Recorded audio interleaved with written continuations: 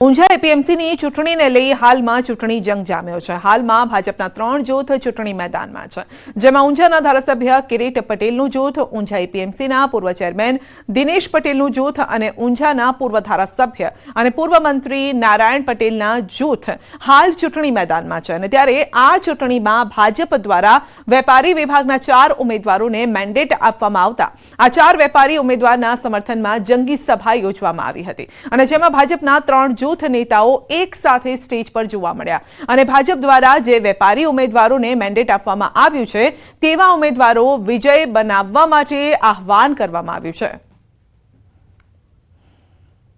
देखो उम्मीदवारी करवा माटे બધા લોકો મેન્ડેટ માંગે। ઉમેદવારની ફિક્સ જગ્યાઓ હતી 10 એટલે બધાનો અધિકાર છે એટલે ઉમેદવારી કરે, પરંતુ પાર્ટીએ જે નિર્ણય લેવાનો હતો એ નિર્ણય લીધો ત્યારે આ 10 ઉમેદવારો આયા અને બાકીના પાર્ટીના જે ઉમેદવાર હતા અને અરવિંદભાઈએ સૌ પહેલા પોતે સ્વેચ્છાએ ઉમેદવારી પાછી ખેંચી લીધી છે। શામળાજી ખાતે હજારો ભક્તોની ભીડ માગશર સુદ પૂર્ણિમા નિમિત્તે ભક્તોની ભીડ વહેલી સવારથી જ શામળિયાના દર્શન માટે લોકો કતારમાં લાગ્યા છે। પૂર્ણિમા નિમિત્તે ભગવાનને વિશેષ શણગાર પણ કરાયો છે અને આ સમયે ભક્તોની ભીડ જોઈ શકો છો।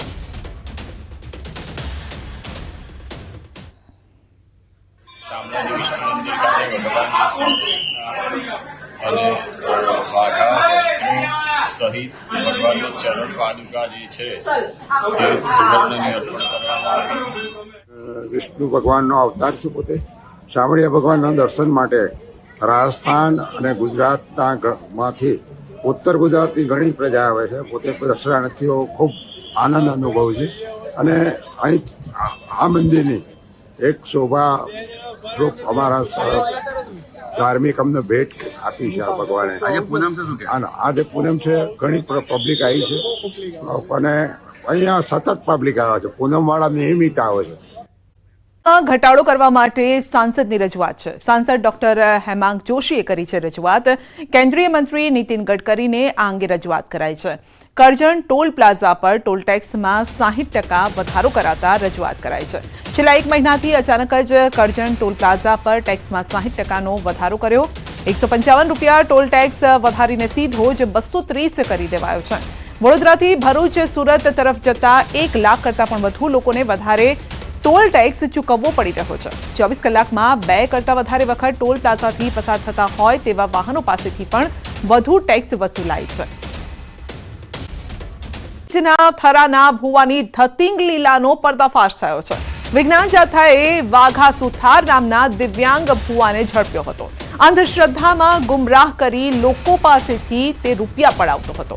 મહત્વનું છે કે 4 દિવસ પહેલા વિજ્ઞાન જાથાએ રેડ કરી હતી અને એક દિવ્યાંગ ભુવાને પકડી પોલીસ મથકમાં અરજી પણ કરી, જે બાદ આ ભુવાની અટકાયત કરાઈ હતી અને ભુવાએ પોલીસ સમક્ષ માફી પણ માંગી હતી અને ત્યારબાદ પોલીસે તેને છોડી મૂક્યો। ત્યારે હવે સમર્થકોના દમ પર ભુવાએ રંગ બદલ્યો છે। વિજ્ઞાન જાથાને ચેલેન્જ કરી છે કે આજે પૂનમ છે, હજારો લોકોની હાજરીમાં ભુવો ધૂણશે, ત્યારે વિજ્ઞાન જાથા ત્યાં હાજર રહીને ભુવાને રોકી બતાવે તેવી સીધી ચેલેન્જ આપી છે। જ્યારે કે ભુવાના સમર્થકો વિજ્ઞાન જાથાના જયંત પંડ્યાનો વિરોધ કરશે।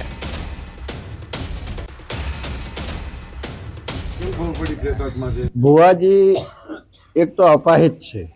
વર્ષોથી પોતાને માતા ઉપર શ્રદ્ધા હતી ને માતાજીના આશીર્વાદથી એમના લગ્ન પણ થયા અને તમે જોતા હશો કે અમે આટલા વર્ષોથી જોવો છે પણ ભુવાજીની સાદગાઈ છે। મંદિરે પૂજા કરે છે, પોતે આસ્થા રાખે છે, પોતે કોઈના પૈસો લેતા નથી। હું પણ દર વર્ષે 1-2 વખત તો દર્શન કરવા આવું જ છું અને માતાજીની શ્રદ્ધાથી જેને કોઈને હાજુ થાય તો પોતાને કોઈ મોદગી હોય કે બીજું હોય કે કોઈ ઘરનું હોય કે એવા કામો માતાજીની શ્રદ્ધા રાખીને લોકો આવે એમને ભુવાજી કહેતા હોય છે કે માતાજી તમારું સારું કરશે ને માતાજીનું સારું કરે તો પુત્રને રોટલા નોખજો કે આવું કંઈ કહે છે, પણ પૈસાની માગણી કરતા કોઈ જોડો હજી કોઈ પ્રશ્ન આવ્યો નથી। જે જાથાવાળાએ જે કર્યું છે એ ખરેખર નિંદનીય છે। એમણે ખોટું કર્યું છે। આવા ભુવાજીને એમના ઉપર ખોટા કેસ કરવાનો જે કાળવતરું કર્યું છે એ ખોટું છે। જે કરતા હોય ને આવા ખોટા આક્ષેપ ન કરો અને ખોટું થતું હોય તે પકડો, એ જરૂરી પણ છે, એવું નથી। પણ આવું આવે ધર્મને બધાને આંચ લાગે, બરોબર છે। આ દેવી સંસ્થા ધામ છે તો હજારો માણસો અહીંયા આવે છે। હે એ હવે આ બધા જે રીતના વિચાર કરે બરોબર છે એ રીતના થઈ શકશે. હા, મારું નામ પ્રકાશભાઈ સુથાર. તો થરામાં ભુવાજીના સમર્થનમાં હજારો ભક્તો પણ ઉમટી પડ્યા છે અને ભક્તોએ વિજ્ઞાન જાથાના જયંત પંડ્યાનો વિરોધ પણ કર્યો છે. તો આજે ચેલેન્જ આપી છે એ સ્વીકાર કરવાની વાત કરી છે. જો કે જયંત પંડ્યાનું કહેવું છે કે ચેલેન્જ સ્વીકારું છું, પરંતુ સામી ચેલેન્જ પણ આપું છું કે તમે રાજકોટ આવો અને અહીંયા ધૂણીને બતાવો. આ અંગે વધુ અપડેટ મેળવીશું. સહયોગી કિશોર આપણી સાથે જોડાઈ ગયા છે અને તે અત્યારે ગ્રાઉન્ડ ઝીરો પર છે. એમની સાથે પણ વાતચીત કરશે. સમર્થકો પણ મોટી સંખ્યામાં આજે અહીં ઉપસ્થિત છે. કિશોર, સમર્થકોનું શું કહેવું છે? કારણ કે કેટલાક સમર્થકોનું એવું પણ કહેવું છે કે જે ભાઈ છે ભુવાજી જેમને તરીકે ઓળખે છે એ કોઈની પાસે એક રૂપિયો નથી લેતા, તો વિરોધ શાનો?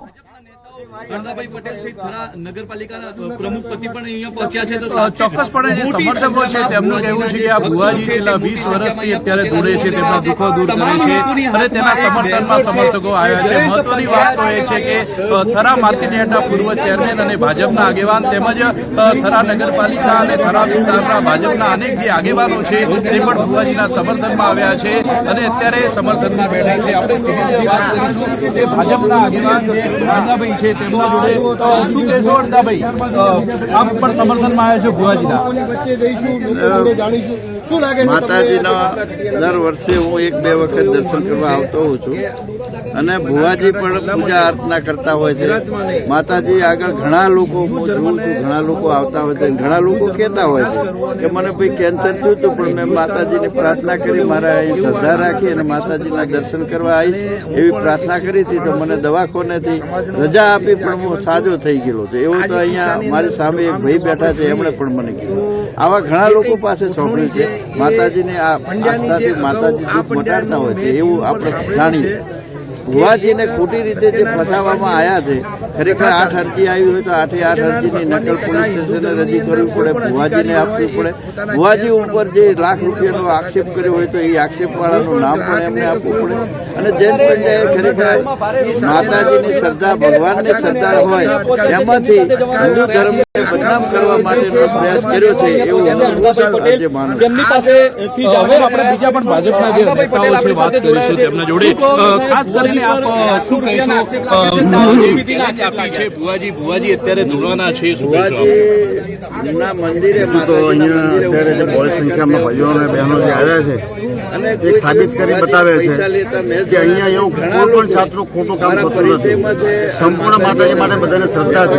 અસંખ્ય માણસો માતાજીએ કામ કર્યા છે અને મને જ્યાં સુધી ખબર છે ત્યાં સુધી આજ સુધી અહીંયા ભુવાજી એક પણ રૂપિયો કોઈનો લીધો નથી.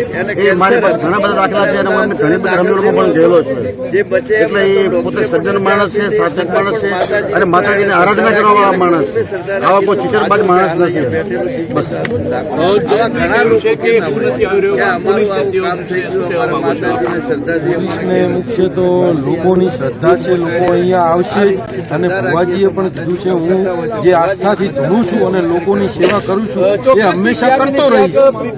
મને કોઈનો ડર નથી, હું કારણ કે ખોટું કરતો નથી તો અમે બધા પણ ભુવાજીની સાથે છીએ. પોલીસ આવશે તો પણ અમે ભુવાજીની સાથે છીએ કારણ કે એક આ લોકોની આસ્થા છે અને આસ્થાનું કેન્દ્ર છે. અહીંયા લોકોનું સારું થાય છે અને સારામાં છીએ એટલે અમને કોઈનો તેના જ કારણે મોટી સંખ્યામાં લોકો આ જે સમર્થકો હતા, જે આ સમર્થકોનું કહેવું છે કે પોલીસ આવશે તો પણ અમે ભુવાજીની સાથે છીએ. હવે જોવા મળી રહી છે કે કેટલી વારમાં અહીંયા પોલીસ આવે છે અને ટૂંક જ સમયમાં ભુવાજી છે તે અહીંયા ધૂળવાની તૈયારી પણ કરી રહ્યા છે.